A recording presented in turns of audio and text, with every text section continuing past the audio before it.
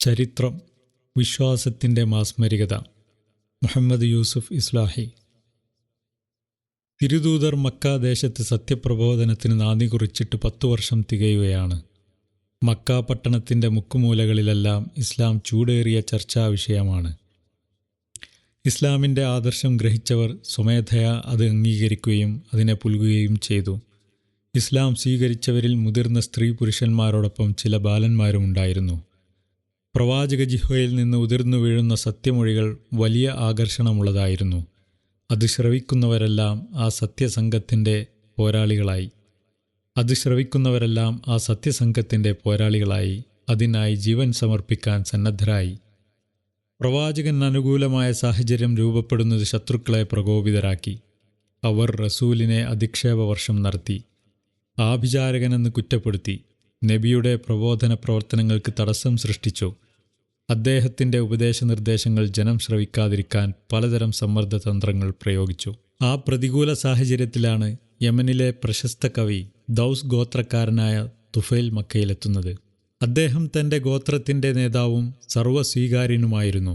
മക്കക്കാർ അദ്ദേഹത്തെ സസന്തോഷം സ്വീകരിച്ചാനയിച്ചു. അതീവ ബഹുമാനാദരങ്ങളോടെ ഉപചാരങ്ങൾ ചെയ്തു. തുഫൈൽ പ്രവാചകന്റെ പ്രബോധനം കേട്ടുകഴിഞ്ഞാൽ അതിലേക്ക് അദ്ദേഹം ആകൃഷ്ടനാകുമോ എന്ന് അവർക്ക് ആശങ്കയുണ്ടായിരുന്നു. റസൂലിന്റെ ഭാഷണങ്ങൾ ആരെയും സ്വാധീനിക്കാൻ മാത്രം ആകർഷകമായിരുന്നല്ലോ.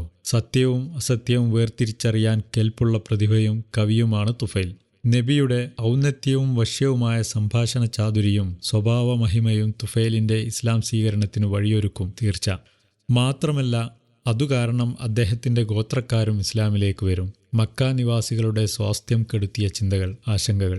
തുഫൈലിൻ്റെ മക്കയിലേക്കുള്ള ആഗമനം വൻ അപായ സൂചനയാണെന്ന് അവർ വിലയിരുത്തി. അതവരെ അസ്വസ്ഥരുമാക്കി. മക്ക സമൂഹത്തിലെ നേതാക്കൾ അദ്ദേഹത്തെ നേരിൽ കണ്ട് സംസാരിച്ച് ഏതുവിധേനയും നബിയുമായി കണ്ടുമുട്ടുന്നതിൽ നിന്ന് അദ്ദേഹത്തെ വിലക്കണമെന്ന് തീരുമാനിച്ചു. രഹസ്യമായി തുഫൈലിനെ കാണാനെത്തിയ സംഘം ഗുണകാംക്ഷാഭാവത്തിൽ അദ്ദേഹത്തോട് പറഞ്ഞു, ഞങ്ങളുടെ നാട്ടിൽ സ്വയം പ്രവാചകത്വം വാദിക്കുന്ന ഒരു വ്യക്തിയുണ്ട്. താങ്കളും അയാളെക്കുറിച്ച് കേട്ടിരിക്കും. അതിനിപുണനായ ആഭിചാരകൻ. മധുരോദാരമായ അയാളുടെ മൊഴികളാൽ ആരും വശീകരിക്കപ്പെട്ടു പോകും. അയാളുടെ സംഘത്തിൽ ചേർന്നു പോകും. മക്ക ദേശത്തെ ചിന്താശേഷിയില്ലാത്ത പലരും അയാളുടെ മായാജാലത്തിൽ കുടുങ്ങിയിട്ടുണ്ട്. തങ്ങളുടെ പൈതൃക മതം വിട്ടുപോയിട്ടുണ്ട്. ഇയാൾ കാരണം ഞങ്ങളുടെ പല വീടുകളിലും കുടുംബങ്ങളിലും ആഭ്യന്തര സംഘർഷങ്ങളാണ്. അയാളുടെ ജാലവിദ്യയിൽ വീണവർ ഒരിക്കലും പിന്നോട്ടടിക്കാതെ പാറ പോലെ ഉറച്ചു നിൽക്കുന്നു. ഉറ്റവരുടെയും ഉടയവരുടെയും ആത്മാർത്ഥമായ ഉപദേശങ്ങൾക്ക് പോലും ചെവി കൊടുക്കാതെ. അതുകൊണ്ട് താങ്കൾ മക്കയിലുള്ള ദിനങ്ങളിൽ അങ്ങേയറ്റം ജാഗരൂകനാകണമെന്ന് ഞങ്ങൾ അപേക്ഷിക്കുന്നു. ഖുറൈശി സംഘത്തിന്റെ മുന്നറിയിപ്പുകൾ തുഫൈൽ ശ്രദ്ധയോടെ കേട്ടു. മുഹമ്മദിന്റെ ഭാഷണങ്ങൾക്ക് ഒരിക്കലും കാതുകൊടുക്കുകയില്ലെന്ന് ദൃഢനിശ്ചയം ചെയ്തു. പുത്തൻ പ്രവാചകന്റെ ആഭിചാരത്താൽ താനും സ്വാധീനിക്കപ്പെട്ടേക്കുമോ എന്ന ആശങ്ക അദ്ദേഹത്തിനുണ്ടായി. കഅബ പ്രദക്ഷിണത്തിനെത്തിയപ്പോൾ പുറത്തുനിന്നുള്ള ഒരു ശബ്ദവും കേൾക്കാതിരിക്കാൻ കാതിൽ പരുത്തി തുണി തിരുകി. ഒരിക്കൽ പ്രവാചകൻ നമസ്കാരത്തിൽ ഖുർആൻ ഓതുകയായിരുന്നു. അപ്പോഴാണ് തുഫൈൽ യാദൃശ്ചികമായി അവിടേക്ക് കടന്നുവരുന്നത്. നബിയുടെ ഖുർആൻ പാരായണം അയാളെ അത്യധികം ആകർഷിച്ചു.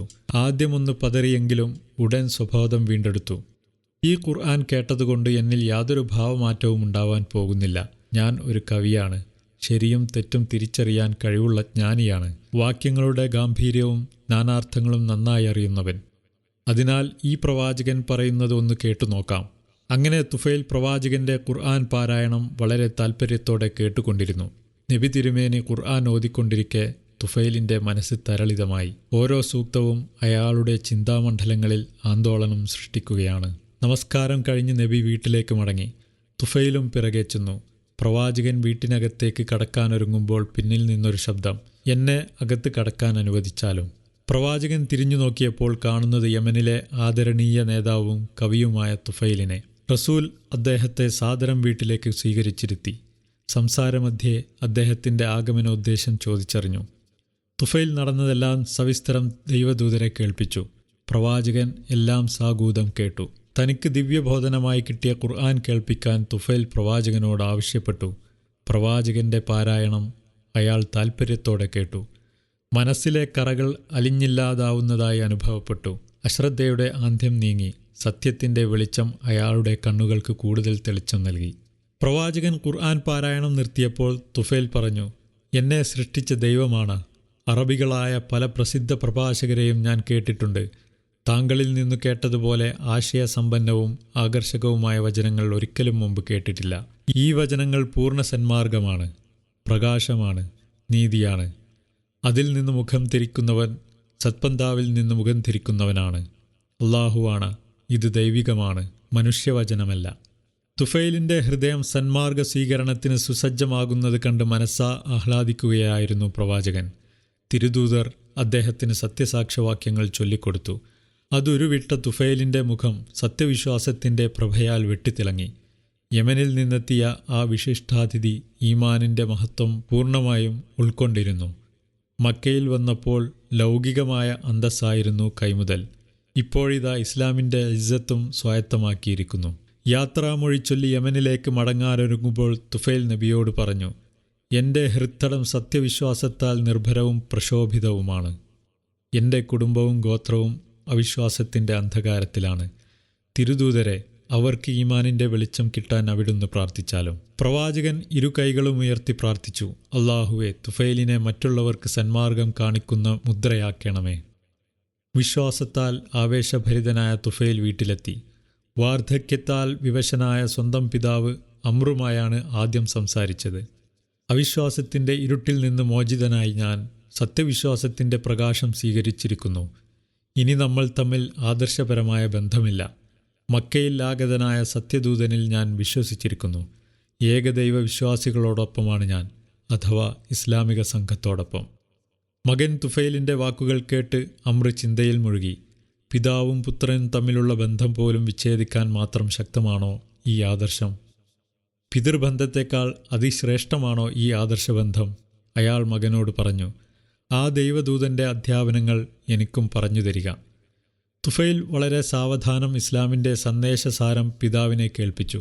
സത്യവിശ്വാസത്തിൻ്റെ അത്ഭുതകരമായ വശ്യത ഫലം കണ്ടു. അയാൾ മകനോട് പറഞ്ഞു, തുഫൈൽ, നീ എൻ്റെ പുത്രനാണല്ലോ, ഞാൻ നിൻ്റെ പിതാവും. നീ വിശ്വസിച്ച പ്രവാചകനിൽ ഞാനും വിശ്വസിക്കുന്നു. തുഫൈലിൻ്റെ മുഖം സന്തോഷത്താൽ പ്രസന്നമായി.